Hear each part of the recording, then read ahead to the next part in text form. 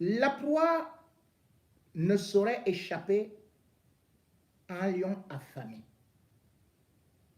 Ça, c'est une déclaration de Maurice Kamto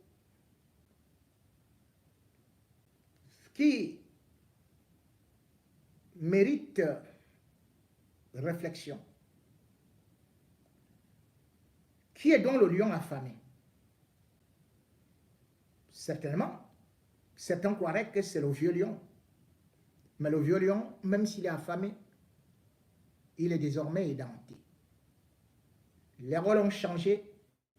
C'est maintenant Kamto qui est devenu une priorité puisque c'est lui qui représente le danger pour le RDPC et surtout pour la succession au gré à gré. Kamto a donc déjà lancé les hostilités malgré des menaces, des intimidations pour dire que en 2025 ou même avant, parce que l'opposition est déjà affamée, parce que le peuple a faim de la liberté, parce que le peuple veut déjà aussi que ça se termine comme la dynastie Bongo au Gabon, eh bien, les prochaines élections ou les prochaines assises, rien, mais alors rien ne sera laissé parce que Kamto va foncer. Et comme bien évidemment on sent qu'il est en train de se préparer, de mobiliser ses troupes, on cherche donc à le désaxer, comme d'habitude, en lui faisant des procès pour essayer de dire que, voilà, il a encore été condamné. Et c'est donc un monsieur qui est détenu à la prison principale de Kondengi, impliqué dans l'assassinat du journaliste Martinez Zogo qui dénonçait les dérives de ce système voyoucratique qui pille les caisses de l'État. Ce monsieur était ou est le directeur général de la DGRE. Et il vient de porter plainte à Maurice Kamto. C'est exactement à peu près comme si un voleur entre ici et il me porte plainte. C'est-à-dire, il court vite à la justice et il va dire, Monsieur Jipo de Mingona, Monsieur Jipo de Mingona, c'est un dangereux. Il m'a empêché de voler. Il m'a dénoncé comme voleur. Allez, mettez-le en prison. C'est ce qui se passe là. Ekweko, par le truchement de ses conseils, a donc saisi le tribunal de première instance de Yaoundé, arguant qu'il aurait été calomnié, il aurait été traité, il aurait été accusé d'être auteur de l'assassinat d'une militante épouse d'un cadre du MRC en la personne de Madame Suzanne Zamoui. Pourtant, dans le communiqué, Maurice Kamto n'avait évoqué que la responsabilité de Ekweko, directeur général justement des services secrets, qui a été celui-là à organiser l'arrestation de ce cadre du MRC qui croupit à la prison, condamné pour 7 ans, pour, dit-on, avoir eu à vouloir manifester une manifestation qui, selon le fax de Atanganji, le ministre de l'administration territoriale, était interdite. Ceci démontre encore jusqu'où les gens n'ont pas honte d'eux-mêmes. Et quoi devrait se cacher en ce moment. Mais ce sont ces avocats qui font plus de bruit, comme s'il avait des mains propres, comme s'il ne se reprochait de rien. Et d'ailleurs, n'a-t-il pas dit devant le juge d'instruction que lui, il n'était pas au courant que ces éléments pouvaient aller tuer à tel ou tel endroit, que son directeur d'opération pouvait être mêlé à quoi que ce soit aussi la cellule d'écoute, la direction d'écoute. Il n'était pas au courant de rien. Bref, il n'était au courant de rien concernant l'assassinat de Martinez Zougoé. Pourtant, c'est le chef des renseignements. Et c'est d'ailleurs lui qui, justement, va appeler au mois d'octobre, le 21 octobre plus précisément,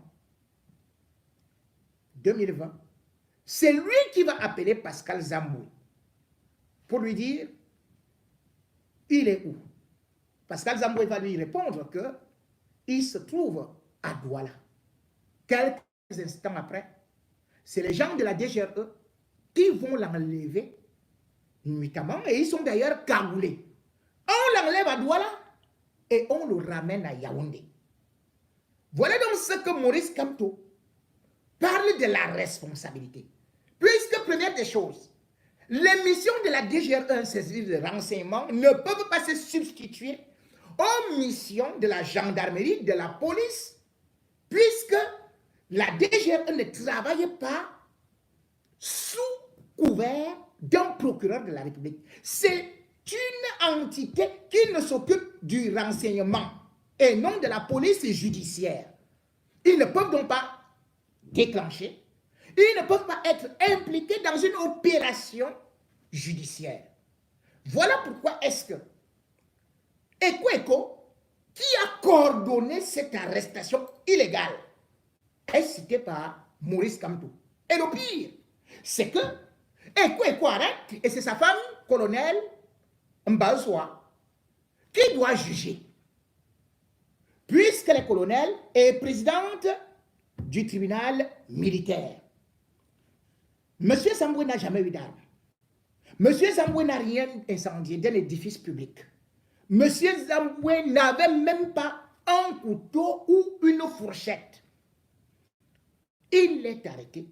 Et le voilà qui se trouve au tribunal militaire devant, bien évidemment, un juge qu'on va nommer à la solde, comme ça, allez, tu vas t'occuper de lui, c'est le juge d'instruction. Et on nomme aussi un commissaire du gouvernement qui est le même Belinga Serlan, que vous connaissez, qui lui-même a eu à fabriquer des machins là pour essayer de diminuer les responsabilités du Zomlo en prenant de l'argent. C'est un corrompu, number one. De toutes les façons, son dossier va revenir plus tard. Belinga Serlan. C'est ainsi que, suite à cette magouille familiale, c'est-à-dire que celui qui va arrêter, c'est Ekweko. Celle qui vient juger, c'est son épouse. C'est donc les Ekweko qui ont mis ce monsieur à Kondengi, puisqu'il a été condamné à 7 ans de prison. 7 ans, sous prétexte que la manifestation n'était pas autorisée, alors que la manifestation avait été déclarée, et surtout dans les règles de l'art, en passant par un huissier. Et il n'y a jamais eu de reçu de cette manifestation. Et d'ailleurs, conformément à la loi numéro 55/90 du 19 décembre 1990, eh bien, le régime de manifestation des partis politiques ou encore même des réunions était respecté par Maurice Kamto. Comment peut-on donc condamner un militant qui puisse être cadre du MRC, soi-disant que la manifestation était interdite? Et d'ailleurs, le cadre, ce qu'on peut appeler le groupe de travail de l'ONU, en 2022, a demandé à l'État du Cameroun de le libérer parce que cette arrestation était une séquestration. Elle était illégale. Mais Madame Ekweko et Monsieur Ekweko, manipulant la justice, n'ont pas écouté, puisqu'ils sont toujours à l'écoute et ils n'ont qu'un Dieu, Paul Biya. Et comme Madame Suzanne Zamboué, grande militante, était un bras droit à son mari pour mieux le tuer donc, qu'est-ce qu'ils ont fait? Ils sont partis non seulement la brutaliser, la torturer, l'humilier. Et finalement, l'ont assassiné le 6 septembre 2023. Le communiqué de Maurice Kamto n'est donc un rappel de la genèse des faits, qui a fait quoi, qui était impliqué et qui a provoqué cela. Si on n'aurait jamais arrêté ce monsieur, son épouse certainement ne se serait jamais retrouvée seule. Et puis, dans quelles conditions est-ce qu'elle a été tuée? Ça nous rappelle toujours les méthodes de la DGRE. Bien plus, il porte plainte aussi contre Paul Tchouta. Or, chacun d'entre nous sait très très bien que l'homme même Paul Tchouta, à l'instar de Martinez Zogo, n'a échappé que parce que ces gens, certainement de la DGRE, l'avaient abandonné sur l'autoroute Yaoundé-Simalène. On l'avait enlevé en pleine nuit. Et nous étions le 9 mars 2022. On l'avait déshabillé comme Martinez Zogo. On l'a torturé pendant une nuit. On l'a mis dans un car, enfin, dans une double cabine. Ils sont partis avec lui, exactement comme Martinez Zogo. Ils l'ont abandonné nu. Paul Tchouta n'avait eu de chance que parce qu'une moto passait par là et elle a ralenti. Ils se sont dit peut-être qu'ils étaient suivis. Ils ont fui. Paul Tchouta a donc échappé, il a eu son étoile. Paul Tchouta n'a fait que relater, puisque d'ailleurs, avant d'être agressé, curieusement, c'est dans le même scénario que celui de Martinez Zogo. La veille, il avait publié une photo de Zomlo de Zomlo avec lui Paul Motazé. Et il parlait justement que voici les gens de la ligne 94. Quelle coïncidence! Le lendemain, il a enlevé, torturé, abandonné nu dans un bosquet. Et il a porté plainte. Depuis que Paul Tchouta a porté plainte, on n'a convoqué personne. Lui-même n'a pas été entendu. Et c'est maintenant Maxime Eko qui se dépêche à aller porter plainte. Alors que Maurice Kamto porte plainte contre des gens qui l'insultent depuis. Les gens qui ont dit qu'il était pédé, les gens qui ont dit qu'il a violé un enfant, un garçon de 14 ans. Tout ce qu'on a dit contre Maurice Kamto. Il a porté plainte. On n'a jamais convoqué personne. Et c'est Kweko, dont le service était impliqué dans l'assassinat de Martinez Zogo, qui va porter plainte. Ce qui est terrible, c'est que le criminel est tellement orgueilleux, prétentieux, qu'à une certaine période, il perd de sa lucidité. Et Kweko va aujourd'hui montrer qu'il est l'homme le plus propre, le plus sain de la planète Terre. Mais voyons, lorsque vous regardez les méthodes de Kweko, et vous regardez ce qui s'est passé avec le mouvement de Martinez Zogo, et Kweko doit être jugé pour crime contre l'humanité. Chacun de nous connaît comment est-ce que Guérandi Mbara a été assassiné. On n'a jamais retrouvé le corps. Guérandi Mbara avait fui le Cameroun le 5 juin 1984 pour aller au Burkina Faso. C'était quelqu'un qui était sorti de l'EMIA en 1975. Après, il est parti à Hambourg, où il s'est bien formé. Il est revenu au Cameroun. Il était presque adjoint au chef d'escadron. Et puis, il a été accusé de tentative de coup d'État. On a tué tout le monde.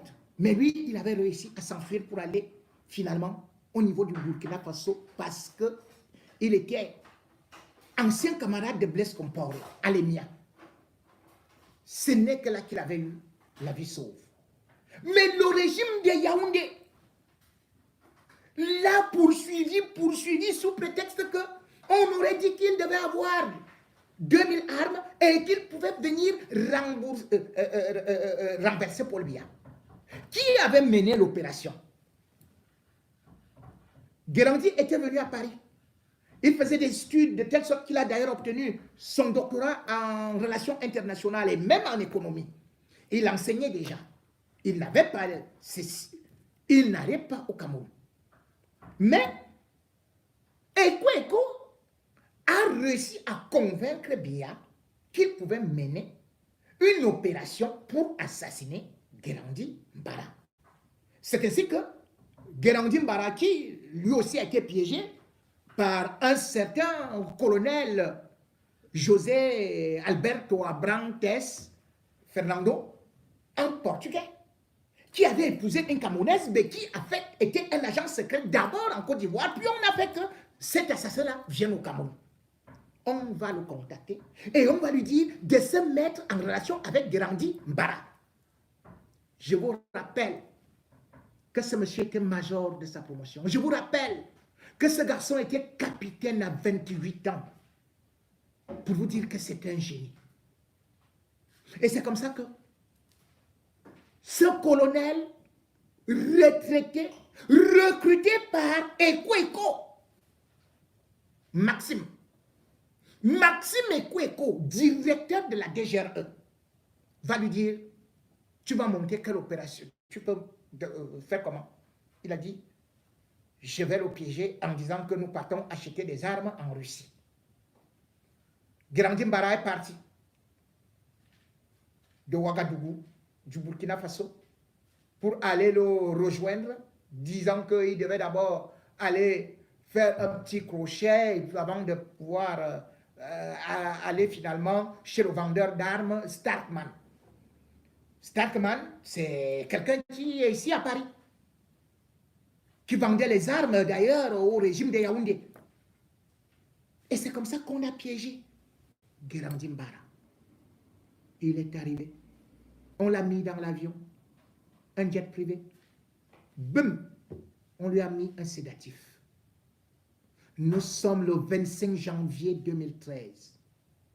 Parce que la dernière phrase publiée par Guérandi Mbara, c'était en octobre 2022, où il disait, Paul Biya s'aimait le tribalisme, mais pour nous libérer, il nous faut tous les peuples. Je ne vois pas le peuple Betty ne pas prendre part à ce combat. Nous allons tout faire pour que la démocratie revienne, pour que la liberté revienne. C'est ainsi que Guérandi, une fois dans l'avion, on va le happer et le ramener à l'aéroport de Douala dans la nuit du 26 janvier. Il arrive tard dans la nuit et qu'est-ce qu'on va faire? Et qu'on va dépêcher, bien sûr, Elon Lobe James, commissaire, pour dire, va récupérer le colis qui devait sortir derrière une porte là-bas au niveau de l'aéroport. Le commissaire de l'aéroport devait tout faire parce que Guérandi Mbara était encore endormi. On a récupéré Guérandi Mbara. Personne ne l'a plus jamais vu. Il semble qu'il aurait été assassiné à Pouma. Et on a fait disparaître le cadavre comme on voulait faire disparaître le cadavre de Martinez Zogo. Voilà les œuvres d'Eko, Maxime. Pourquoi Eko n'a pas porté plainte contre François Soudan, directeur de rédaction de Jeune Afrique, qui avait révélé cette affaire sur RFI en 2014. Pourquoi il n'a pas porté plainte contre Georges Dogeli, qui a écrit l'article, qui a mené une enquête sur ça? Georges Dogeli est camerounais, c'est un journaliste camerounais qui va là-bas. Pourquoi Eko n'a jamais porté plainte? Tout le monde a lu Jeune Afrique. Tous les journaux en ont parlé. On a dit comment Eko a réussi à tuer un monsieur et a fait disparaître le cadavre. Eko peut nous dire là où se trouve le cadavre de Guérandi. Et le pire, c'est qu'il ne s'est pas arrêté là. La femme de Guérandi était réfugiée au Burkina Faso.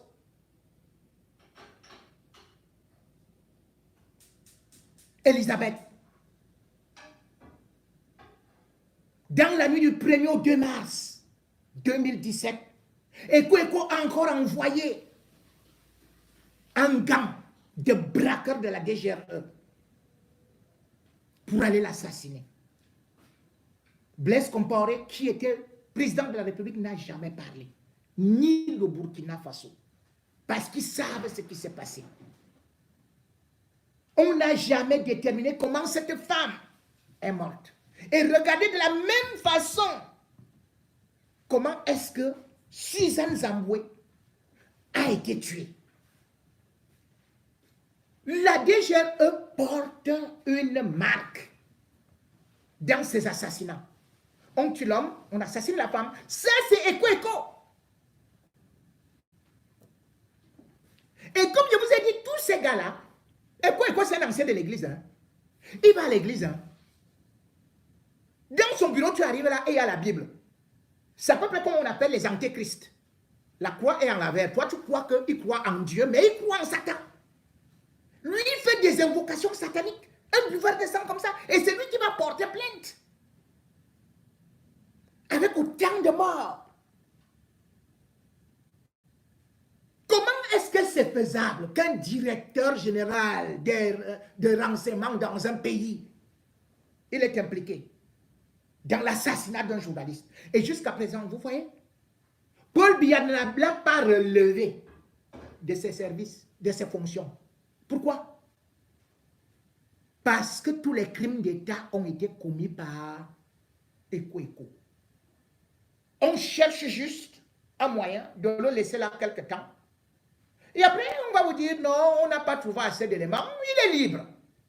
Parce que Ekwe-Eko n'a fait qu'organiser des assassinats politiques. C'est Ekwe-Eko qui a tué Madame Suzanne Zamboué. C'est Ekwe-Eko qui a organisé l'assassinat de la secrétaire de Marafa. Elle a aussi été assassinée chez elle. Et c'est cette Ekwe-Eko-là qui envoie maintenant ses avocats pour aller attaquer Kamto, attaquer tel, porter plainte.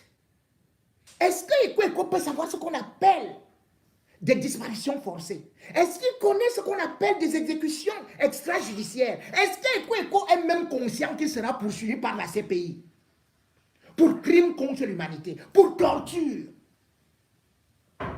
Le Cameroun peut te libérer. Paul Biya peut te libérer. Tu peux jouer à Kondeni comme tu es là, en te disant que tu es en train de te reposer. Tu peux faire semblant de vouloir effrayer Kamto et d'effrayer tous ceux-là qui veulent parler. Mais Ekwe-Eko, sache que tu ne seras plus jamais en liberté. Et sache que dès que tu sortiras de ce pays-là, de toutes les façons, tu es prisonnier. Tu es prisonnier, tu resteras, si ce n'est pas la prison principale, sache que tu resteras, même si tu sors, dans un petit enclos où tu n'auras plus la possibilité de voir le dehors. Parce que tu es mort. Tu as trop tué. Tu as trop torturé. Tu as trop fait disparaître les cadavres avec de l'acide. Si on ne vous avait pas surpris avec ta bande là, les Justin Danoué, tu travaillais avec lui depuis, non? Si on ne vous avait pas surpris, personne n'aurait plus jamais vu le cadavre de Martinez Zogo. Mais comme Dieu est là-haut, le vrai Dieu, il vous a vu. Il vous a déshabillé. Tout ce que vous pouvez faire aujourd'hui ne sert plus à rien. Vous êtes vaincus au nom de Dieu. Vous êtes vaincus par le sang du Christ. Vous êtes vaincus par l'Esprit Saint. Vous êtes vaincus par l'esprit de Martinez Zogo et tous les esprits de ses ancêtres. Ekwe-Eko, tu n'auras d'écho que maintenant celui du démon, celui des nigauds, celui des idiots. Oui, tu es maintenant Ekwe-Eko dans zéro. Tu es un bourreau. Mais on t'a pris comme un petit toto. Zigoto de ton espèce, porte plainte à qui tu veux. Mais sache que toute chose a une fin. Même Ali Bongo, qui était tout grand président au Gabon, où se trouve-t-il maintenant? Son fils qui voulait devenir ceci et cela. Où se trouve-t-il maintenant? Ta femme qui était présidente du tribunal militaire, elle se trouve où maintenant? Ah oui, elle est déjà à la maison, en retraite, maison de retraite. Et même quand tu ressortiras de là, parce que le temps que Paul Biya t'accorde là, c'est pour que tu ne donnes pas un certain nombre de secrets. C'est une façon de te redonner confiance. Mais toi-même, ils finiront aussi par te descendre. Vous savez comment est-ce que Foshive est mort? Monsieur Kweko, vous savez très bien comment est-ce qu'avant sa mort, c'est d'abord sa femme qu'on a éliminée. Donc ce que tu fais là, Foshive l'a fait avant toi. Et Foshive se croyait invincible. Mais après avoir servi Biya, on a rendu à Foshive ce qu'il faisait aux autres. On a assassiné sa femme et on l'a assassiné lui-même. Point final. La loi du karma. Eko, Maurice Kamto va alors prouver encore que tu as les mains sales, pleines de sang. Parce qu'il va te caler pendant ce procès alors que tu étais encore caché. Oui, vivement, pour que nous soyons là avec toutes les caméras, pour venir te demander où est Guérandi Mbara?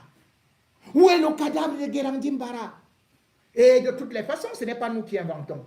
C'est ton propre complice, oui, qui est venu nous le dire. José Alberto Abrantes, qui est venu raconter tout ça aux journalistes. Il a dit que tu lui avais promis 500 000 euros et que Paul lui avait validé. Mais tu as seulement payé 350 000 euros. Donc tu as d'abord volé 150 000 euros. Et c'est pour ça qu'il est venu vous trahir. Parce que tout ça, c'est Dieu. Quand Dieu veut te perdre, il te rend fou.